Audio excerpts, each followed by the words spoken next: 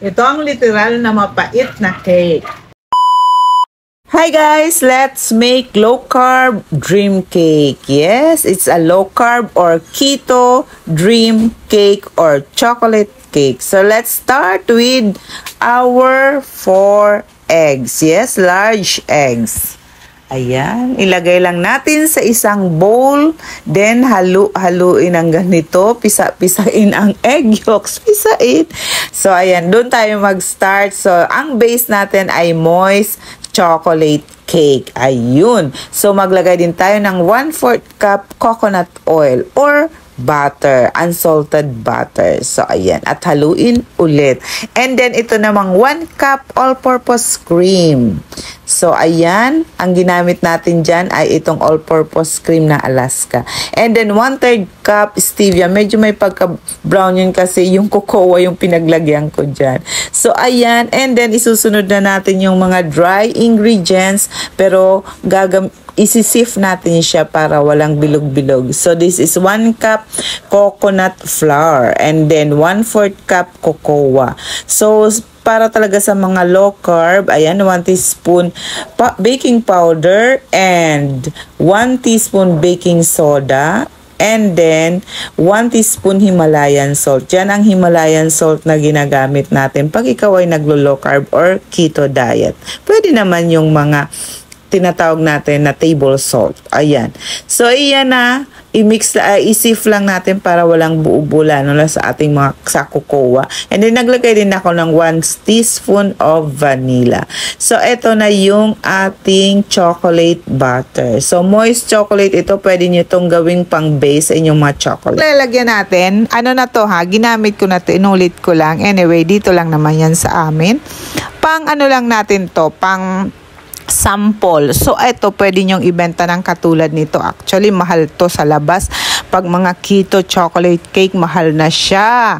Pag mga diet chocolate na mga sugar-free, just like this is sugar-free kasi ang ginamit natin is stevia. Pag ano to, alternative ito sa sugar. So, pag mga ganito, I think ang isang tin ka na katulad nito na 6x2 is umaabot na siya ng mga 800 ganon sa mga mall. Yan. So ngayon gagawin natin para naman tayo ay makakain ng hindi tayo magkakaroon ng guilt feeling na ay tataba ko, ay naku ang sugar ko tataas na naman. So ito ay para sa inyo kung ayaw nyo tumaas ang sugar level nyo dahil ano yung sugar na yan ang daming kasamang sakit niya, di ba?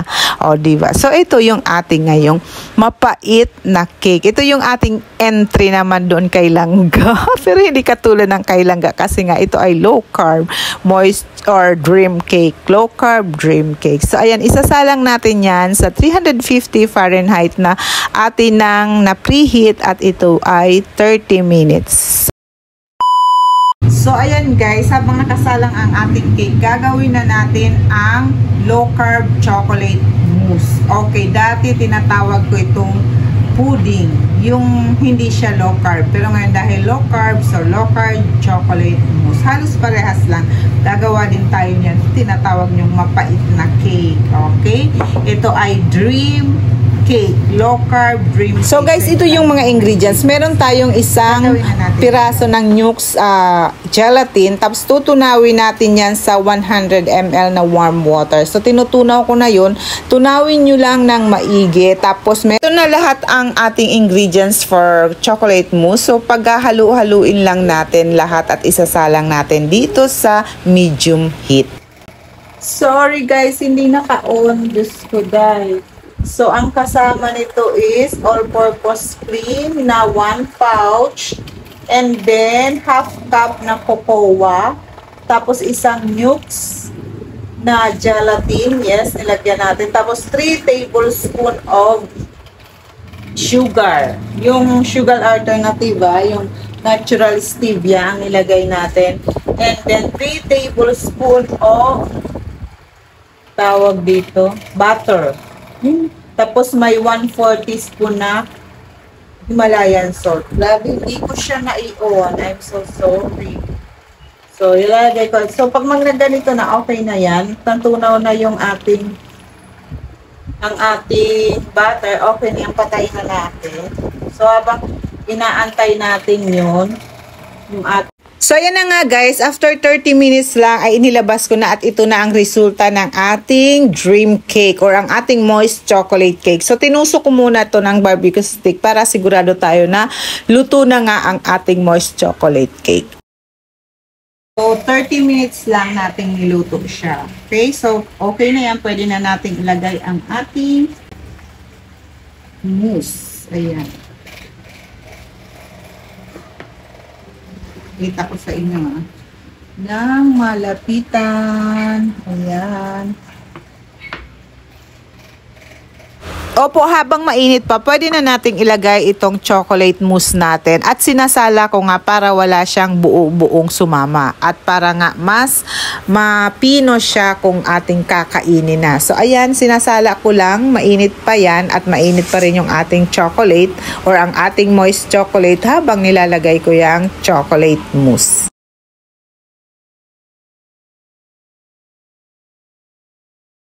So, para nga mas mabilis na lumamig, nilipat ko na lang dito sa rack para mas mahanginan siya. Kasi kailangan natin itong palamigin at ilagay sa ref para malagyan na natin ng chocolate disc na tinatawag para final na yon at tapos na ang ating low carb chocolate cake. So, palamigin muna natin, saka natin ilagay sa ating ref.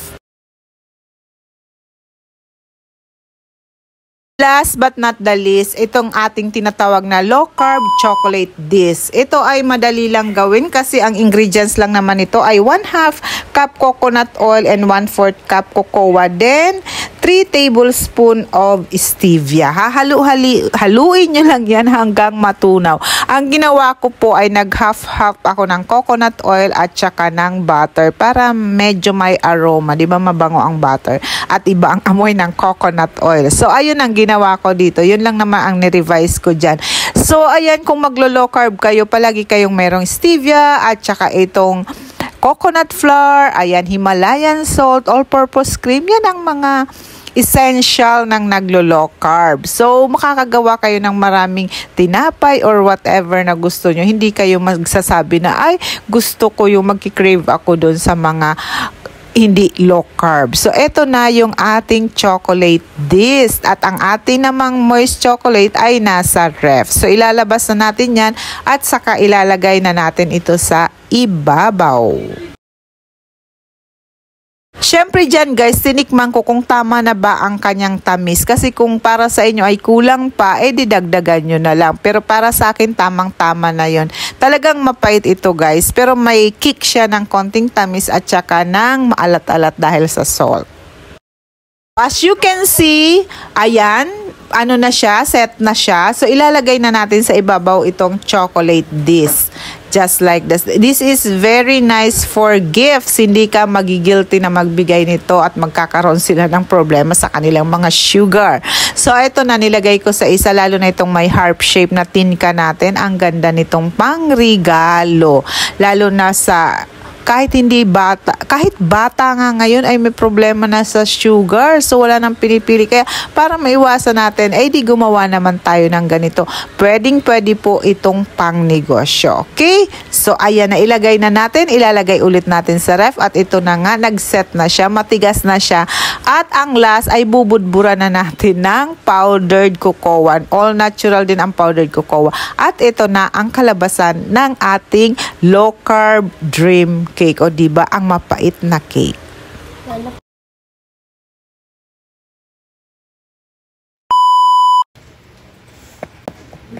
So you can see, pinukpuk-pukpuk natin. Medyo na may narinig kayong tunog pero may ingay ng konti. So ito na, ikakat na natin kasi magti-taste na tayo mga ka-cakey. So medyo ano siya kasi nga galing siya sa ref.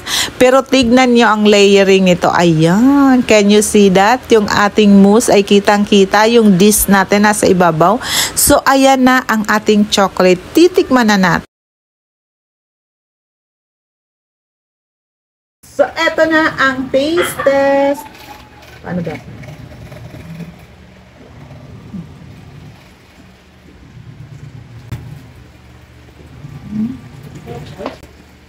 No. This is low carb. Want to try? Mapait ito, be. I didn't want to try it. Oh, you try. Huwag mo iluluwa, ah. That's good naman.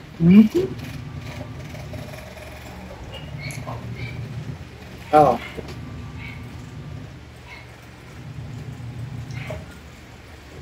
It's a bit bitter at the end. Yes. Masarap na ito. Diba? Sorry.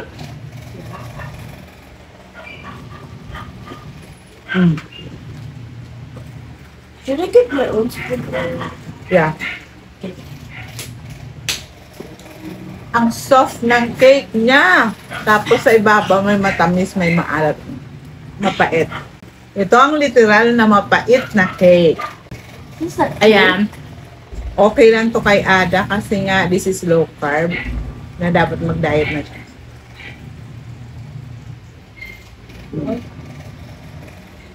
delicious?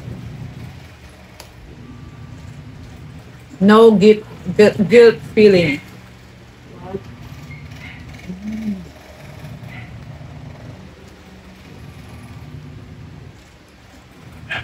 That naman, it looks good, but it also tastes good. Oh, never. Sis, bilis tultol ko yamak.